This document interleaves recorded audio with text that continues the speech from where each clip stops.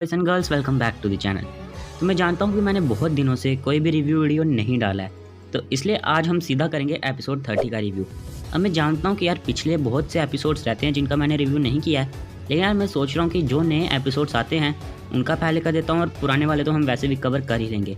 सो साथ में यार आपका पिछली वीडियो पर बहुत अच्छा सपोर्ट आया, उसके लिए भी मैं आपको थैंक यू कहना चाहूँगा और यार अपना प्यार इसी तरह बनाए रखना। तो without any further loop let's get started.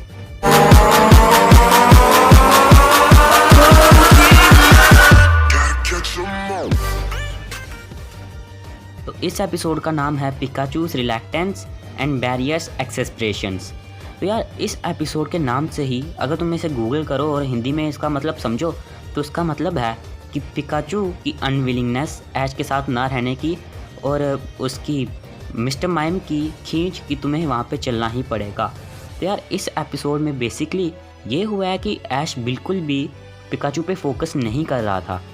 Start होता है ये एपिसोड वहाँ से जहाँ पे रियोलू एक इलेक्ट्रा बस के साथ फाइट कर रहा था और वो उस फाइट को जीत जाता है। उसके बाद ऐश रियोलू को शाबाशी देता है और जबकि दूसरी तरफ पिकाचू उसके कपड़े खींच के खुद भी शाबाशी मांग रहा होता है और उसे कहता है कि अब मैं भी लड़ना चाहता हूँ।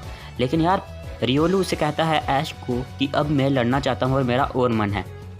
तो वो पिकाचू को कह देता है कि तुम थोड़ी देर बात कर लेना।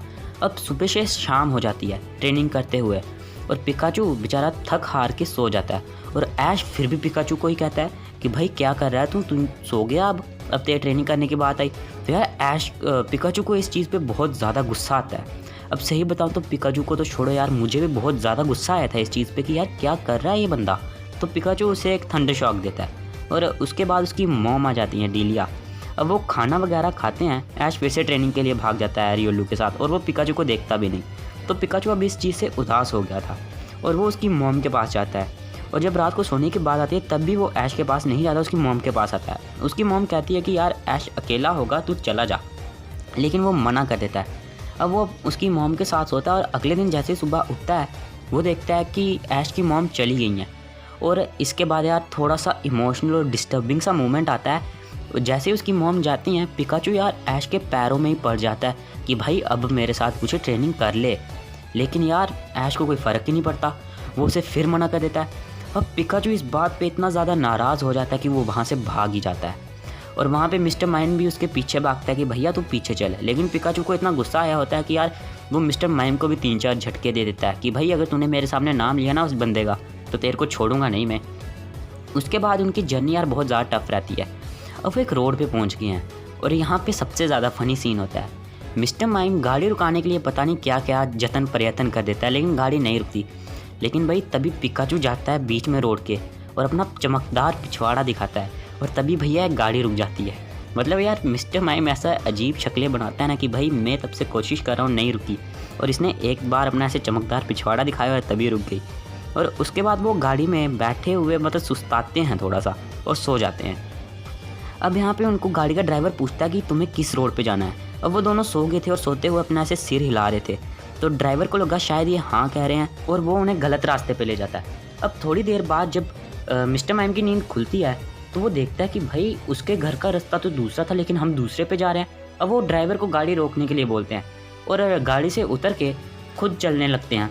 अब यहाँ पे पिकाचू भूख की वजह से इतना चिड़चिड़ा हो गया है कि वो चलने से मना करता है। मिस्टर माइम उसके हाथ पकड़ के उसे चलाने की कोशिश करता है लेकिन यार वो नहीं मानता, तो मिस्टर माइम को उसे अपनी पीठ पे उठाना पड़ता है। अब थोड़ी देर बाद जब पिकाचू उससे स्ट्रगल करता हुआ देखता है तो यार वो खुद उसकी पीठ से उतर जाता है और उसे अपनी पूंछ दे देता है पकड़ने के लिए ताकि उसे थोड़ा सहारा सा मिल जाए।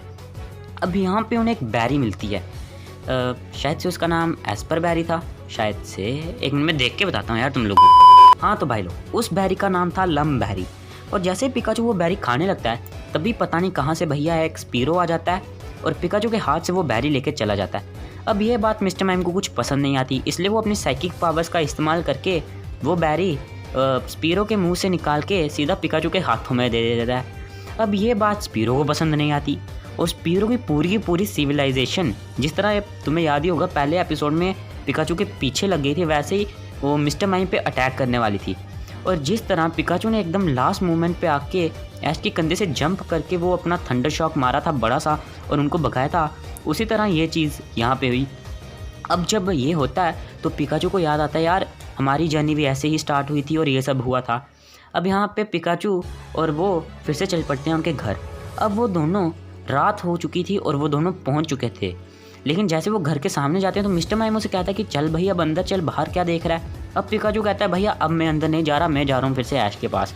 अब मिस्टर माइम कहता है भैया अंदर तो चल ले, इतना थक के आए हैं। लेकिन तभी भाई ऐश भाग के बाहर आता है और वो पिकाचू को कहता है कि मुझे लगा भाई तू मुझे यहीं पे मिलेगा। और फिर वो भाई अपनी इमोशनल बातें बूतें करते हैं और यहाँ पे वो खाना खूना खाते हैं। तो यहाँ पे अब मुझे सबसे अजीब बात ये लगी कि जब ऐश के रूम में पिकाचू और गो सो रहे थे तो क्या सच में गो ने उसकी इतनी बड़ी ट्रॉफी देखी नहीं और उसके बारे में उसे एक भी सवाल नहीं पूछा। यार ये चीज़ मुझे इस एपिसोड की सबसे अटपटी लगी। अब यहाँ पे पिकाचू उसे कहता है भैया हम ऐसे तो सोएंगे नहीं, पहले हमें लोरी सुनाओ।